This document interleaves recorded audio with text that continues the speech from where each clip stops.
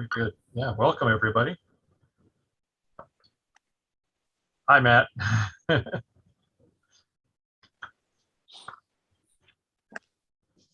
What's up? Getting very familiar with your rooms that you have behind you now. They look familiar. Or like Victor, he's got a picture of his room behind him. My office. Your office.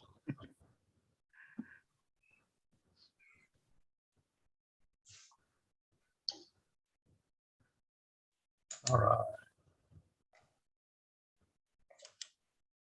We'll wait a couple of more minutes before we get going here. Again, if you're just joining us, please put yourself on mute, and unless you're presenting or have a active question.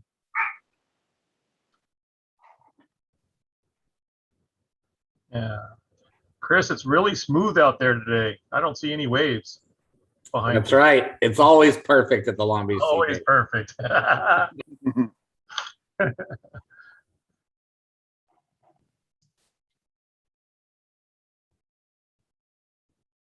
Very nice. Was that little excursion? How'd that go? Was that when was that excursion for the on the ship? Well, we seem to be going out just about every weekend. We don't have a Fullerton engagement.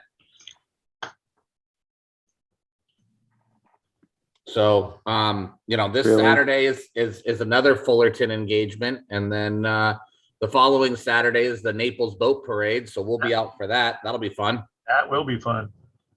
Always looking forward to that one.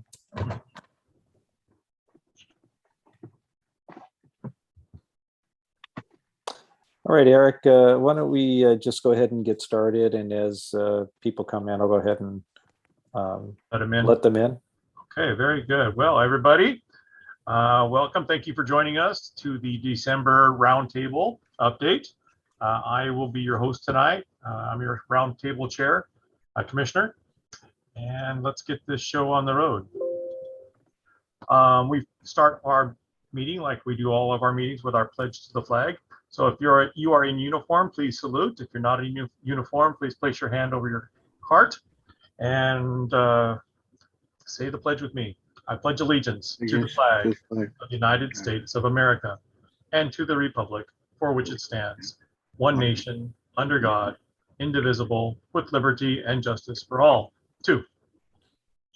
Thank you, everybody. We've got a very full agenda for you tonight. You're welcome. We got a bunch of events that are going to be happening in 2022. Training, and we'll give you some details on those events. Hey, we've got a review of our Cavalry. We've got a little training nugget on campfire safety. We'll tell you a little bit about the charter renewal progress and your holiday hours for the Scout Office and Scout Shop. And we'll maybe have some time left over for some questions and answers. Please remember to mute your speaker when you're not speaking or when you're not talking. And you can enter any questions that you might have into the chat, and we'll try to answer those as we can. We are recording this call, and it can be viewed afterwards as well.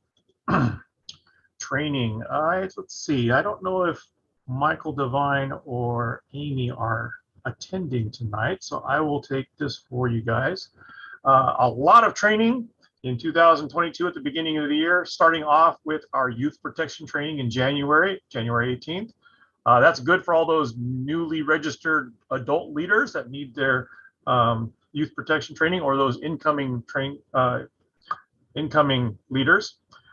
Also, Den Chief training. We want to get that bridge between Cub Scouts and Scouts BSA going, and that helps when you have those Scouts attending those Cub Scout meetings and helping those Den leaders.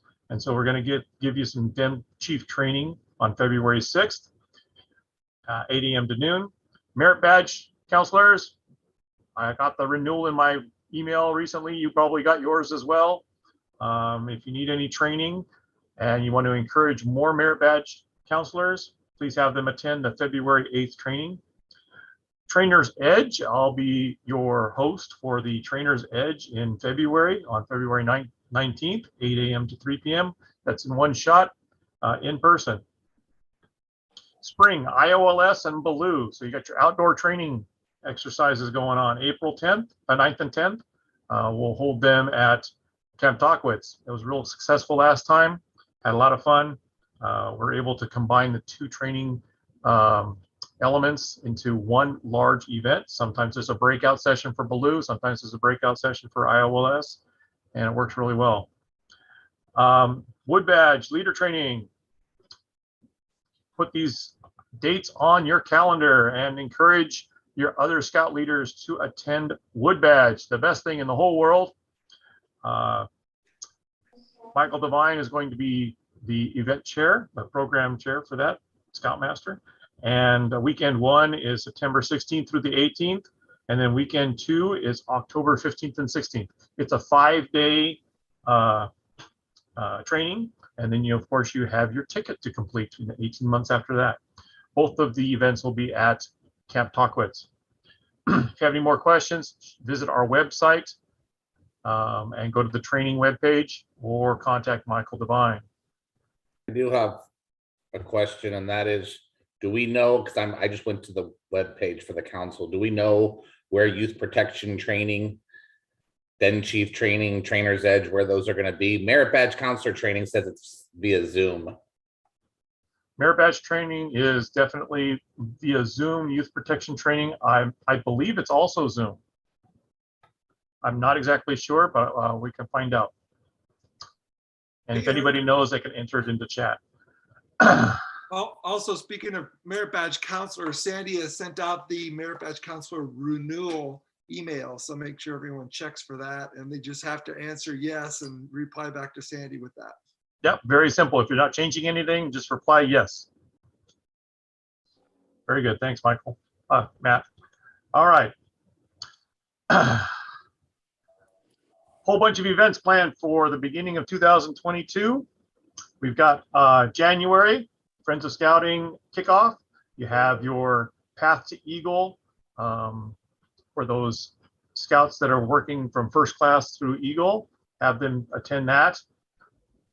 The Traderie is on the 22nd, and the West Fair is planned for the 30th. So go to your calendar on our website again and get all the details on that.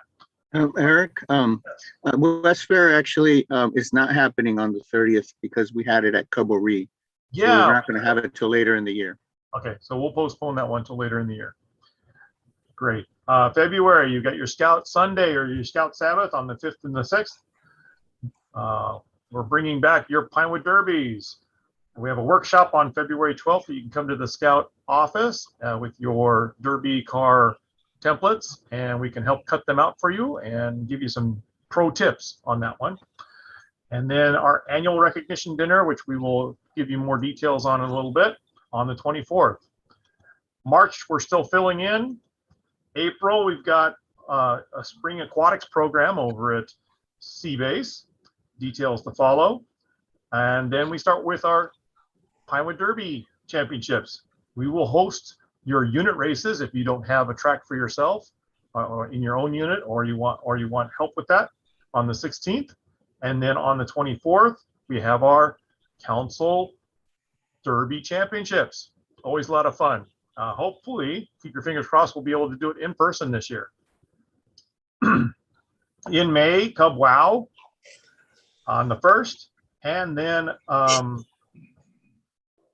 our Order of the Arrow Spring Ordeal, or I think it's Ordeal, on the 21st and 22nd of May. And then we'll have a big summertime program too, but we'll kick it off with some summer aquatics program at Seabase beginning on the 21st. Path to Eagle, Matt, you want to give us a little explanation on what that is all about? Can we go back really quick to the May events, just for a Yep. second. Is that the May 21st and 22nd? Or are we doing the family camp in Talkowitz for Cubs? The family Talkowitz, it's been over Memorial Weekend in the past. When is Memorial Weekend? What date is that? Of May, usually like around the 30th, 31st. Is that what's OA Spring? OA Spring Ordeal is where you are initiated into the Order of the Arrow. So Oh. they do, Janice, they do plan, Joey is in the planning stages of doing that. So hopefully we can get some information out on the family camp up at Talkwitz. Right. At least he has put it in the budget. So it usually means he is planning on doing it. All right, sounds good. It'll be if we have it, it'll be May 27th, 28th, 29th, and 30th. Eric, is now a good time to talk about the Weeblos Camporee, or does that come in later? The Webelos Camporee. It is not coming later. Why don't you give a quick little mention about that right now? Okay, it's going to come in January. I'm going to defer to Steve Reifschneider. He'll tell you all about it. Yeah, coming up in January, January 7th through the 9th, Troop 65's annual Webelo overnight. We couldn't have one last year because of COVID. So we want to do something a little bit different and bigger. So now it's turned into a full-blown camporee. The feedback so far from families is they're really excited about this. This year, it's at Beverly Park in Anaheim. And from which I understand, Troop 65 used to host Webelos weekends in the 90s there. Both Mr. Colley and Mr. Bonney have been there in the 90s. It's a great campground. It's perfect for this event. And it's really a great way to introduce Webelos to patrols. The challenges are fun. They're made to work together as a team. Costs include the campground, food for the weekend, and awards. Campfire Saturday night, a flag retirement ceremony, which was entirely the Scouts' idea. They wanted to see a flag retirement ceremony for the weekend.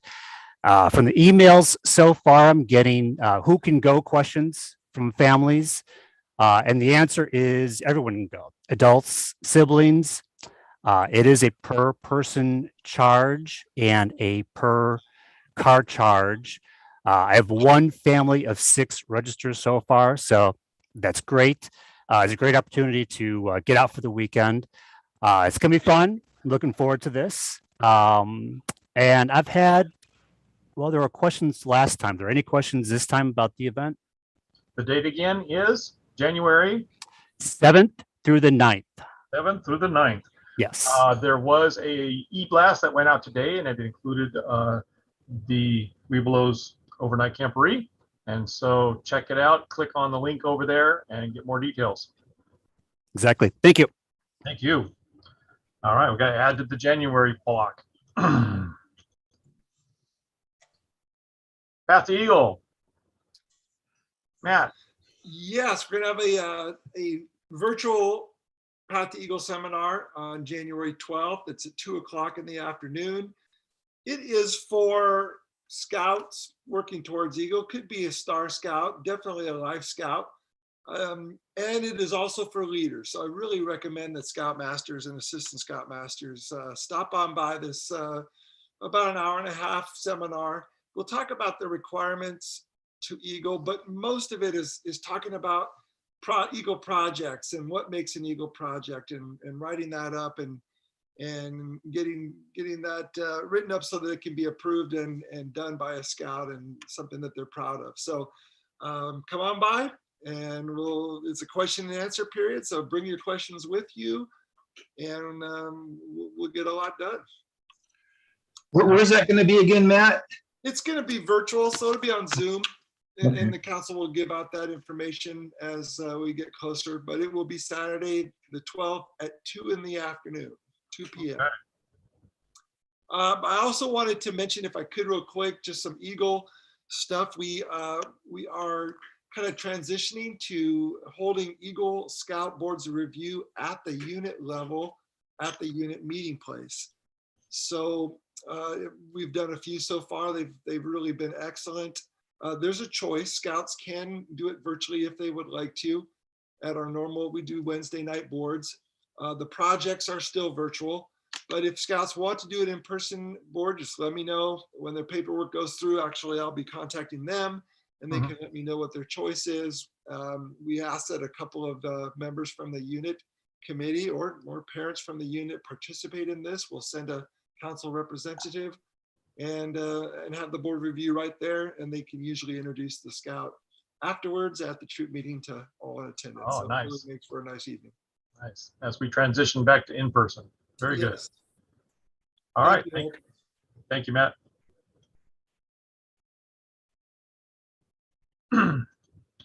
All right. Our We Below's West Fair.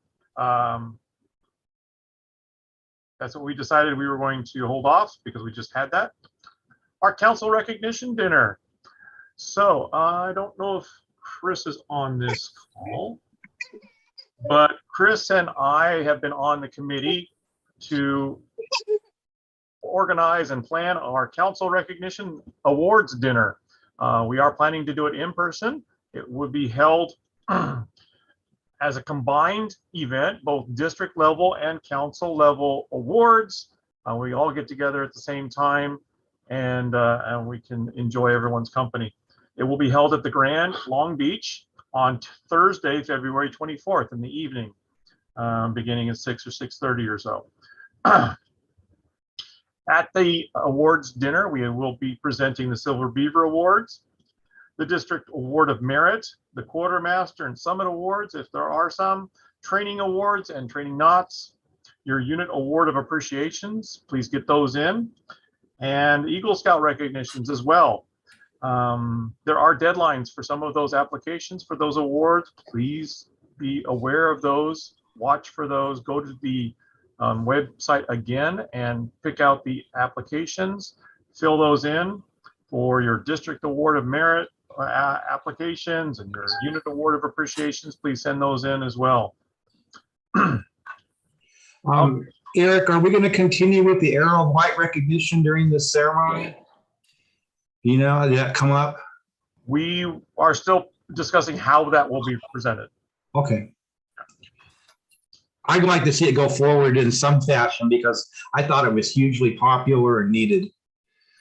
We will find a way to recognize those individuals. It's just in the manner we don't know it yet. Yeah, got it. Our Pinewood Derby, I kind of mentioned that a little bit in our event calendar.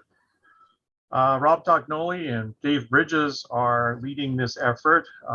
Again, hopefully we're hoping to do this in an in-person event this year. Unit races we will be holding on April 17th, the championship on the 24th. If we have to go back to virtual, we will. We had the setup last year where we had all of the cameras going on and everyone can see their Pinewood Derbies going down the track. And we recorded it so everyone could see their cars go down the tracks. We do have kits that are at the Scout shop and they're available for purchase. So I encourage those Cub Scout units to hold a Pinewood Derby or at least encourage a Pinewood Derby making so that they can race in unit races and then qualify the top 3 or 4 to our championship. So Eric, there were a couple of questions in the chat. One about nominations for the Unit Award of Merit. How many does a unit get? And then also, are they doing the car show and extra things again for the Pinewood Derby? Okay. So first question to be answered is with regard to the awards dinner. Each unit does only have one unit award of appreciation that they can submit each year. And then the second question is the car show. Yes, we will be doing a car show again. So if the car maybe isn't the fastest car, but it's maybe the fastest looking car, we can give it an award. And there was another one too that we had, Eric, that was like, gosh, can you guys help me remember what it was? Kind of like parents or family. We had the loop challenge, where we where the cars went through a loop-the-loop. And that was a lot of fun. Yeah. And we also have an outlaws race. Outlaw So, race. yeah, so you can go bigger, faster, and see how your car competes. And that's an open class that you don't have to be a Cub Scout to enter into the outlaw race. Great. So that's going to be, are we doing that again this year? All three? We will do that again this year, yes. And is there an additional cost like there was last year as well? There are costs to enter the race that we can pay for the ribbons and awards. Sure. So anybody who enters the race will be charged a nominal fee. Yeah, I was just, when I have them register, I have them like check a box. Do you want to do these races? And that they were $5 last year. I should do that again. Right. Okay. Very good. Okay.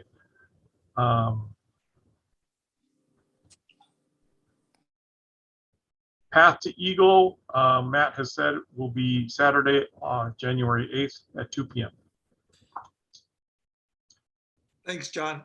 I was just reading what was on the screen, but second Saturday. of January.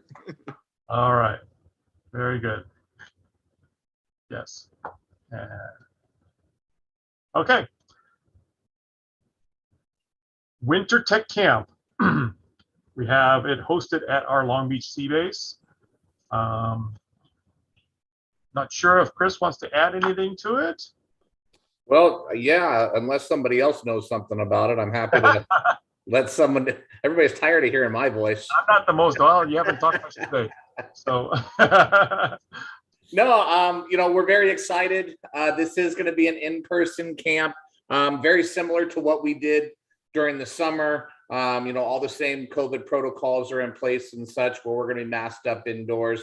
But it does give us the opportunity to meet in person, play with the robots, play with the computers, do space exploration. I think we got geocaching on there. We've got all sorts of other fun sort of stuff going on.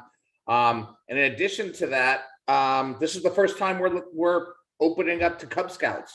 And so for those that were involved in our Cub Scout summer program, a lot of our activities were very much science and STEM based. A lot of experiments. We did robotics during the summer. We did some of that stuff. So you got a taste of it, but this is going to take it to the next level. So it's going to be really fun.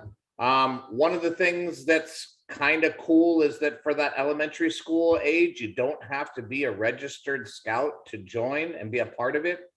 Because it is activity based and not specifically advancement based.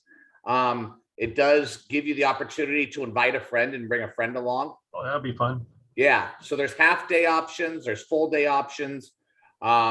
It's just going to be a good time down there. Now, I will say that for the Cubs, through the activities that we're doing, there will be some advancement opportunities checked off, but it's not specifically focused on getting any of the specific adventures done. But we'll send them home with a list of what adventures we do complete, because, through natural activity and whatnot, there will be some that are going to get done. So it's going to be a good time. I did see in the chat down here a question about what the ages are. National BSA is very clear about you've got to be, it's a first grader or above. I'm sorry, a second grader or above. You got to be a wolf. You can't be a tiger or a lion, because those have to have a parent accompany them. So in order to come to camp in our environment, they've got to be a wolf, a bear, or a weeblo. And then, of course, once you get up into the the higher grades there through high school in 17. So come down and join us. All the information's on our website. You see it right there. But we're gonna have a good time. Our staff's all set. They're ready to go. They're fired up. Should be a great week. It's only gonna be 4 days, Monday through Thursday. Given the fact that New Year's Eve is on a Friday night, I know there's gonna be some people that are gonna want that Friday off and be able to get out of town. So we took that into consideration. So come join us. Come have some fun. We'll play with rockets and robots and computers. Oh my. Oh my. My question to you is also, you mentioned the Cub Scout advancements, but for Scouts BSA, will you be able to have like a little information about what portions of what merit badge requirements might they have been able to complete? Yeah, so with these merit badges specifically, there's not one in here that they shouldn't be able to complete. Even in the medicine merit badge, we've gone and spoke with a local doctor in Naples that is going to open up his practice during lunchtime on I think Wednesday of that week, and we're going to take a little urban hike over and go visit him in his office and have him give us a tour. So they should be able to finish up to 4 badges during that week there, and all of them are able to be completed, just by showing up and putting in the work Within those 4 days? Yep. Excellent. Excellent. That's a great opportunity. And and of course, some merit badges that normally you wouldn't see or be able to complete on your own. Yeah, plant science. I mean, when was the last time we saw something like that available? Right. Mining and society. I think the last time that was offered was, Dana Brown offered that and did such a great job with it. He was kind enough to give me his PowerPoint and all his teaching information, his counselor records and so on. So we've got all that info. So it should be good. Okay, so for those troop scouts, should they have a blue card that they can bring with them? Well, we're doing everything through Scout Book now. Everything's digital. We finally, in scouting, have moved to the 20th century, the digital age.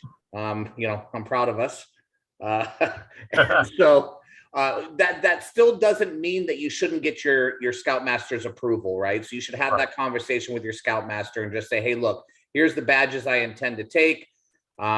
Make them aware of it, have that conversation, and then bring your BSA ID with you. And then with your BSA ID and your last name, we'll input everything onto Scout Book, and your troop will be able to see it right away, and everything will be loaded up in there for you.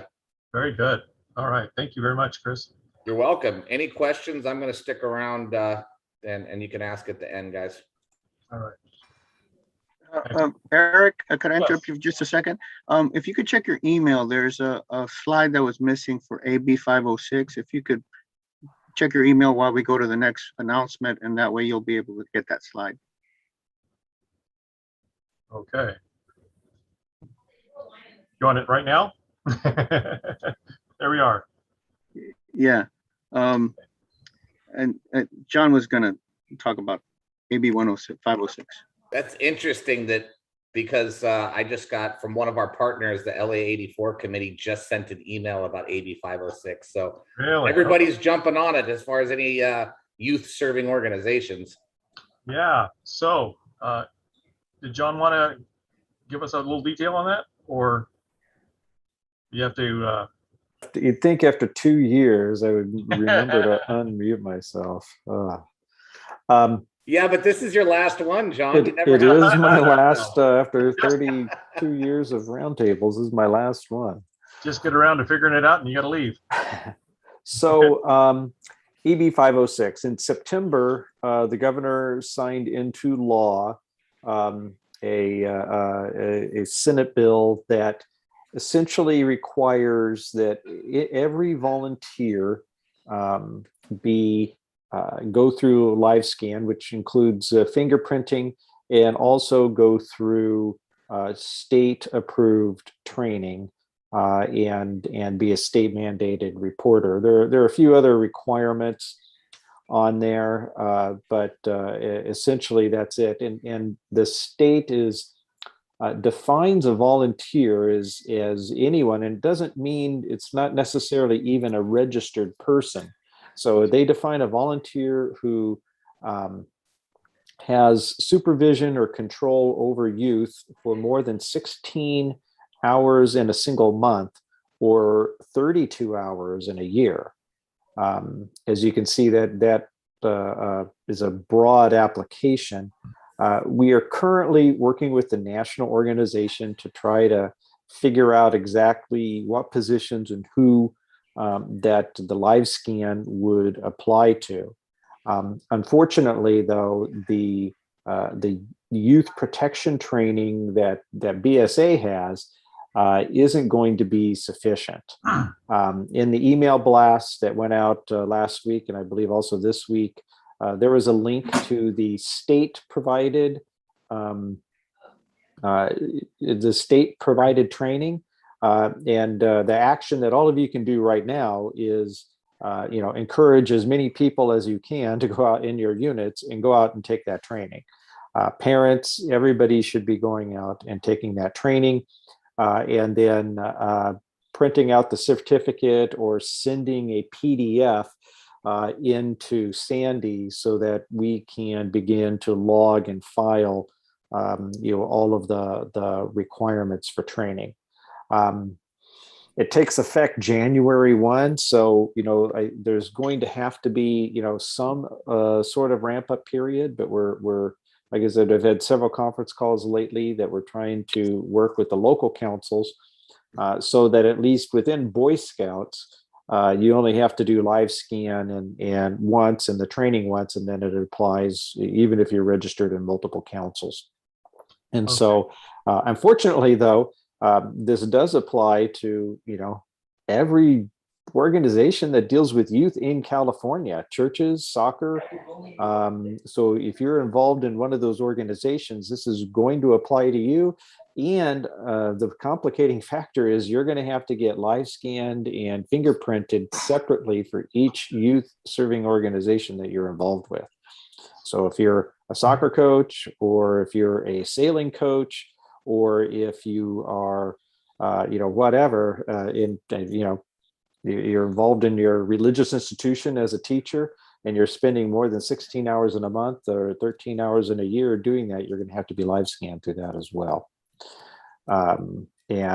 So we're trying to work on, some solutions, also some cost savings so that it isn't a burden, and more to come on that. In fact, I have another conference call on it, I believe on Monday, with the other local councils. And so we're trying to come together for a California solution. And yes. So one of the questions that I have is that will the council help in the record keeping of these fingerprinting and state training? Or we're, as the requester, we're the ones that are going to have to keep track of all of that.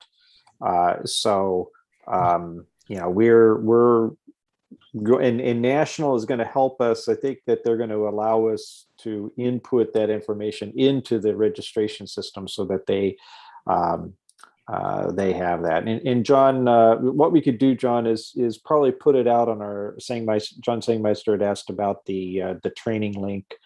I'll see if I can dig it up and put it in the link here, but we'll probably put it out on our Facebook page. Or Victor, if you could, maybe Victor, if you're on, you could go out and pull that link and put it in the chat. That way everybody has it. That would be helpful as well. Again, this is something coming down from the state of California. I think, as with many things, it's well intentioned, but it is light on details and light on how we're supposed to implement it, especially on such a really short notice. And part of it is it's complicated that there really isn't, or there's extremely few organizations that utilize as many volunteers as the Boy Scouts. You think of the number of parents, merit badge counselors, things like that. All of those folks are all volunteers, and there's few organizations that operate that way. So, do you think there will be an opportunity for our council, or even more organized, maybe at a regional level, to have state training sponsored and by a person that can come at one time, and we can all be trained at the same time, or something like that?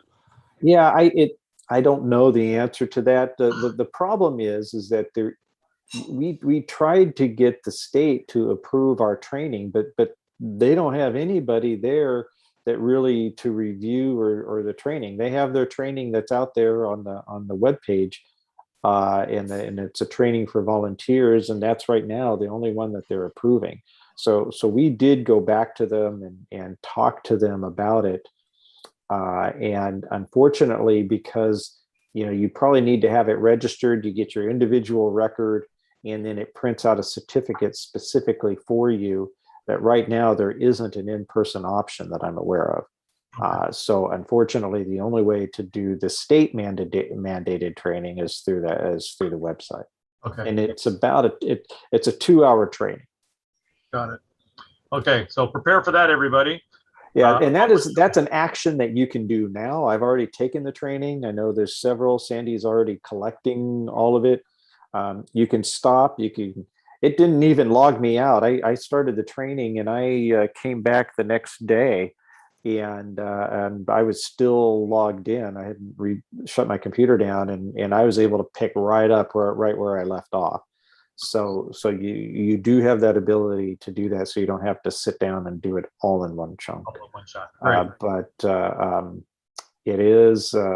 It will take you a good 2 hours to complete this training. We're unclear of whether the training, how often you have to redo it. The live scan you only have to do once per organization, but that's how it stands right now. And again, this is not coming from National BSA or coming from the council. This is a new state mandated program.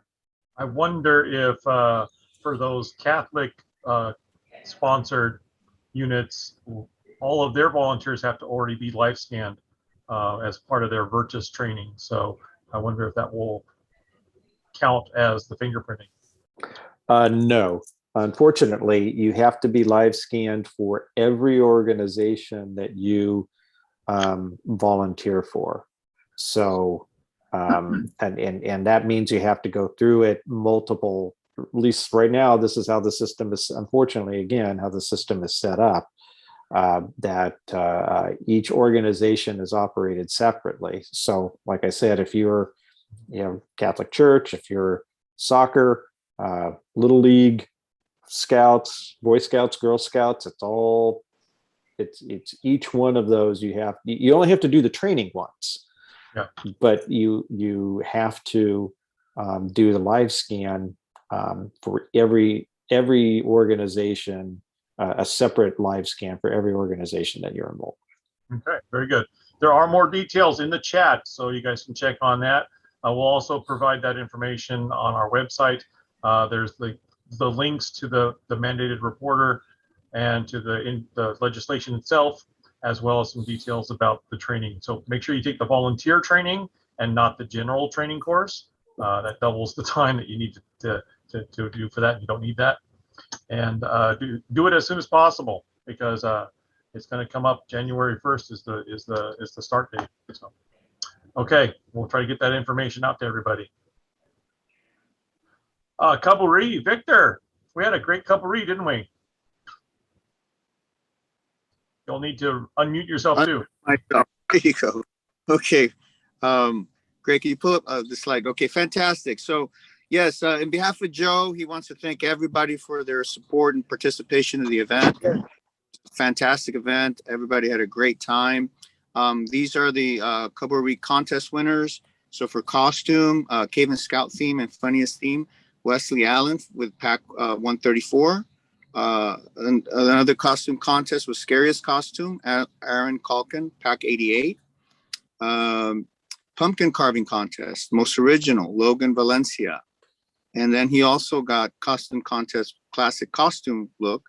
Logan Valencia also won that contest. Pumpkin carving, best shape, Nolan Baca, pack 371. Next slide. Oh, there you go. There you go. All right. And then we had a tent decoration contest. Best Cave Scout theme was the Devaney family, pack 134. And they also got the pumpkin painting contest, most original, the Devaney family, pack 134. So Joe wants to thank everybody again for their support and participation. We hope to have another great event this coming year, and hope we could do it live. And we do have the patches and the shirts are in order. They're obviously delayed due to the fact that everything's being delayed now in delivery. So as soon as we get them, we will be distributing out to everybody. Okay. Very good. Thank you very much. I would like to invite Jason Roberts to come online now and give us some information about campfire safety. All right. When I heard my name, I unmuted the first thing, so I think I'm ahead of the curve. Yeah, my name is Jason. This section in Roundtable we call Big Rock. It's a little bit of information or training that we like to share with everybody. And this Roundtables is campfire safety. Winter is less than 2 weeks away from us. Cold weather's coming, and you know, campfires are more wanted. Where'd I go? Am I still there? You're still here. Okay, I'm sorry, my screen left. Okay, yeah, so the people want to do campfires, and everybody loves a campfire. From the Cubs, I think they love it just as much as camping. It's one of the things they look forward to. It's a fun time. We get to share stories, do skits, songs, relax, plan for the next day, unwind. It's a great time, but we really want to remember safety first. Our first concern is safety. There is us living in Southern California. We are pretty much a desert with a mountain range and an ocean. So everything's dry out here. We're always in a fire mode. So we could hardly ever have a campfire in the national forest. But when we do, there's some safety things we always want to think about. Safety first, because there's a lot of injuries. The University of Alberta, the Firefighters Burn Treatment Center had a study, and 74% of camp injuries are burns. A lot of those could be cooking too, but that involves fire, and that's part of this this chart you see here. The fire guard chart is when units get out there, you really want to designate your scout leader to be the fire warden and have a deputy. And they go around and they'll make sure that the general fire things, we'll go over those in a second, are followed. At the Cub Scout level, it has to be a leader, has to be your warden. We don't have Cub Scouts be fire wardens. But at the scout level, it's something they could work for. The scouts could earn their fireman chit. We have that on there. It's something they could work for, where they could carry around the tools needed to start fires, and they're trained in maintaining them and putting them out and doing all that. So it's a good bit of responsibility for the scouts.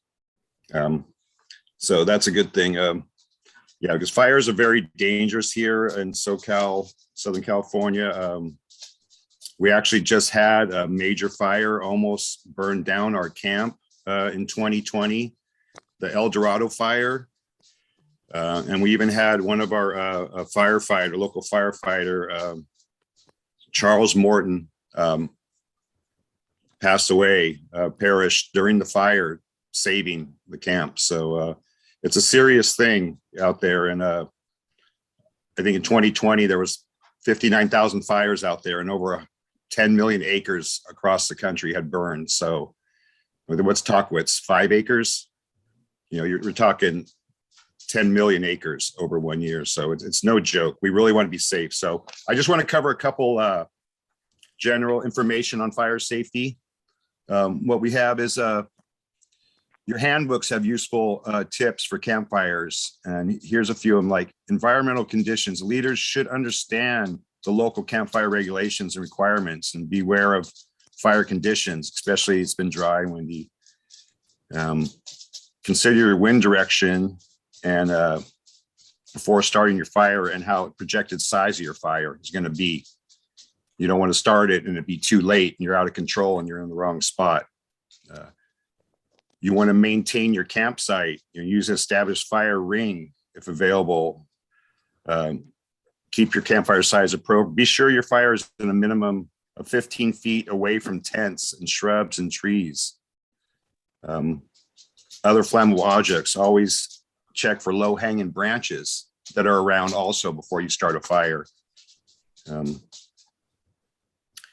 Additives and fire extinguishers. I always bring a fire extinguisher when I go camping.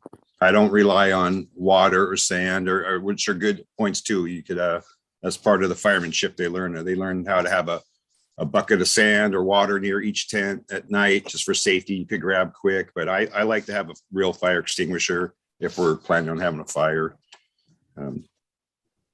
Additives to fires are prohibited. You're not allowed to add to your fire. That includes chemicals, accelerants, color changers, other flame enhancing products like the magic flames. Those are all prohibited. And avoid cooking over a fire where additives had been used or chemicals have been used. You don't want that in with your food, all the chemicals and stuff like that.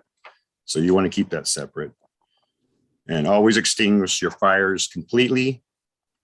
Ensure your campfires are completely cold out. Do a test on cooled ash to make sure there's no heat at all before you go. And never leave a campfire unattended either. You always want to have someone there while it's there. Prepare a unit fire guard, which I was speaking about.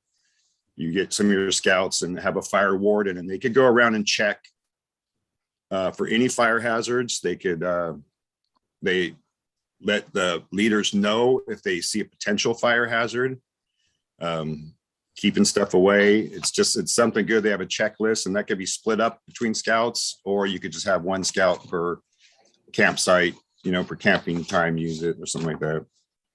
So always have a shovel and a rake around near fire extinguisher, of course, too.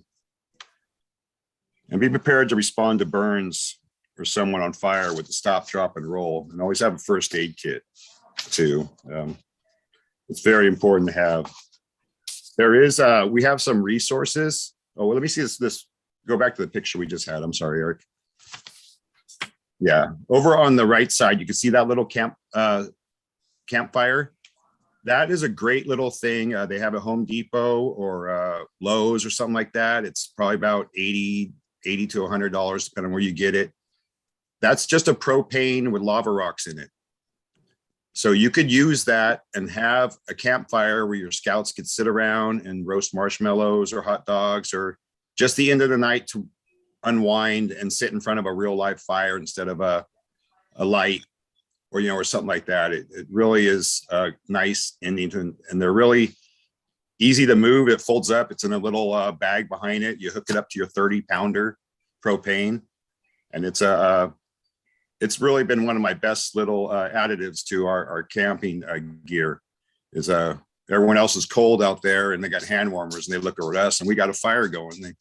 I thought we weren't allowed fires. Well, propane is okay. There's no embers flying off of it that's going to start a fire outside your camp. So you might want to look into that. You could always have it, take it anywhere and have it. So that's a great little item to use. One last thing is some of the storage of some of the chemicals. If you're using chemicals like white gas or anything like that, there's approved items and there's not approved items. You always want to check in what's approved. Coleman, white gas, propane, stuff like that is always approved. What's not approved is using like unleaded gas or self-made burners at home. You don't ever want to use anything like that. That's not allowed. It just leads to problems and accidents. And like I said, fire is no joke. That's out of control real fast. And a lot of things are lost in that. So fires are a great thing. Everybody loves them. It's a great time to unwind, tell your stories, plan for the next day, and just relax and reflect on the day, and just be safe out there. We don't want anyone getting hurt. And that's my nugget for tonight. All right. And then we have several points of resources that you can go to that are either BSA sponsored or Yeah, all my information I got right here from a lot of these resources that I find on the council websites in the resources. Everything's right there for you. Get informed and be educated before you go out there and hurt somebody. Very good. Thank you very much, Jason. Okay. Have to be fire aware. Be fire aware, yes. Okay. Thank you very much. Okay. Progress on our rechartering and renewals, registration renewals. How do we look out there, Victor? Well, it's looking fairly well. I know there's some challenges with the online system, but we're working through them. So far, we have 25 in process, 14 submitted, 17 that we're still working on. I've contacted multiple units, and I know folks are working on their charters right now and trying to get them, trying to get all their paperwork ready to submit them. And we are losing a few units, but overall, I think we're targeting along, and hopefully we'll have everything in by the end of the year. So if you need help with any of your charter paperwork, if you have questions, you can feel free to contact myself. You make an appointment to come in and see me. Rosa is available as well. And then Sandy is a wealth of information on the rechartering process. And so we're all here to help you, and we're all available to make the process much easier. So if you have questions, feel free to contact us and we'll help you. Great.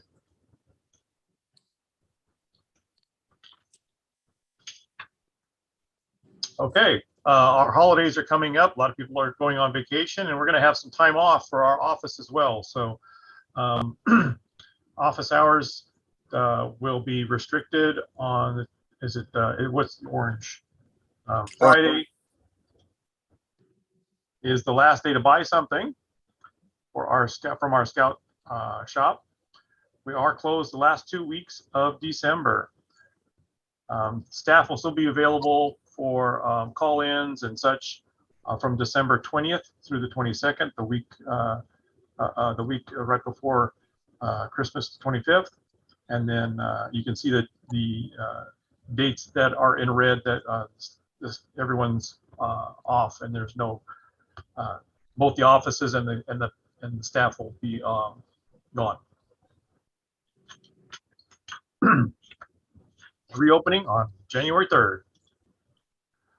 All right, so this comes to almost our close. We wanted to, on behalf of the council and all of the staff, we want to wish everybody a happy holiday, Merry Christmas, Happy Hanukkah, from our Long Beach Area Council.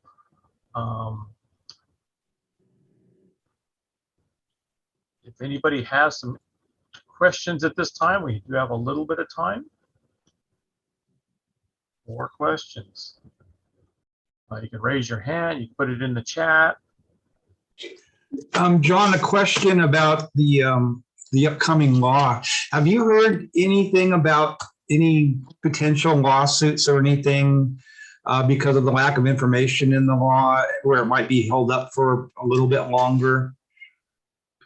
Anything going on? So, no. So the odd thing is, in the law, there really aren't any penalties written into the law.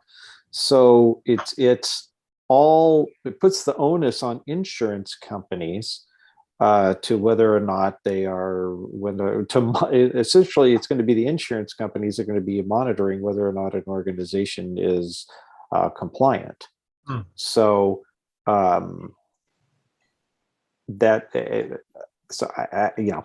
there's literally hundreds of these types of things on the books, Bob, that where the state mandates things, and really it just takes then time in lawsuits, yes, but the lawsuits usually stem from non-compliance or something arising out of it.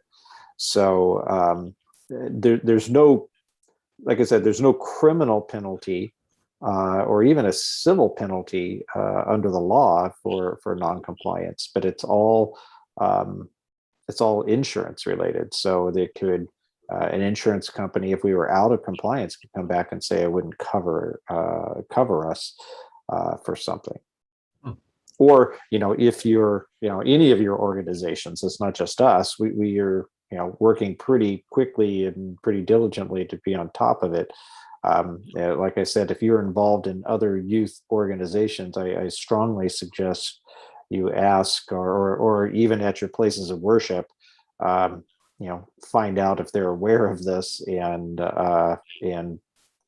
begin working. And I would also strongly suggest to have the insurance companies review it and approve your plan so that they can't come, after the fact and say that your plan didn't meet their standard. So are we as a council or NST3 going to do something like that with our, I guess we have national, National is our insurance provider. So we've already been in contact, or National has been in contact with,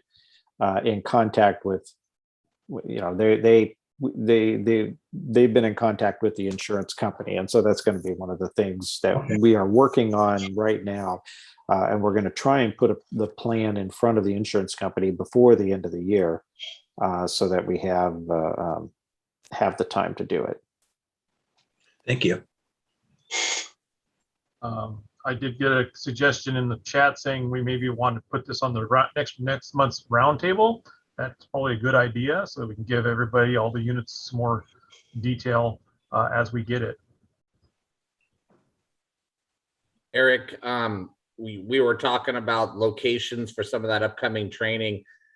So I took the opportunity to send Michael Devine an email, and although he's not on Roundtable, he sure responded quickly.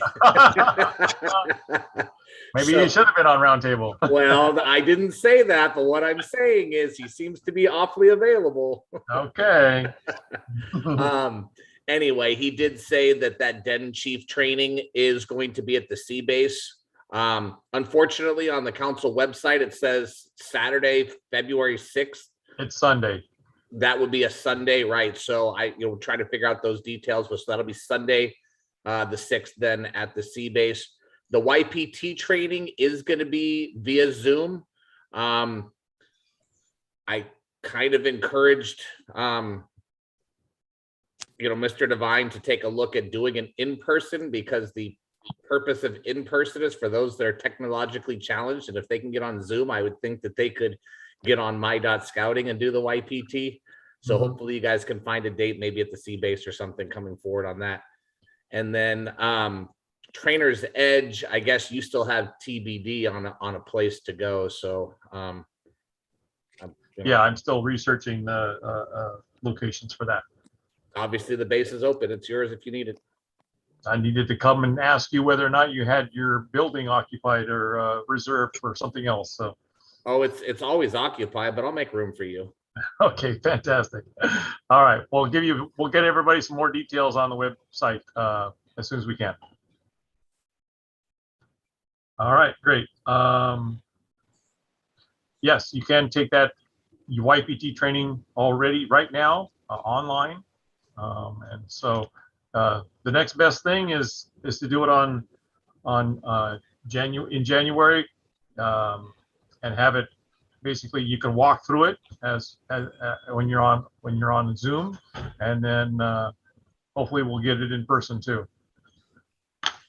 Eric, I'm being told, and that's probably true, that the YPT training works really, really well with Google Chrome and not so well with many of the other browsers. I have heard that as well. Okay. I have heard that as well. So if you do open up scouting.org, do it through Chrome. Yeah, Sandy has definitely reiterated that Chrome seems to be the preferred browser for national. And so just about all the programs are built to be optimized on Chrome. If you have to, if you're using a Mac or something and you don't want to use Chrome, Safari does work. Firefox is rather tough, so I would stay away from that. But the preferred browser is Chrome. Good point. Okay, we have come to our hour. It's 8 o'clock now. Thank you, everybody, for attending Roundtable. I would like to close our Roundtable in honor of John Fullerton as he retires at the end of the year. Thank you so much. There is one more event that you guys can attend over at the park. Get the details on the website. Okay.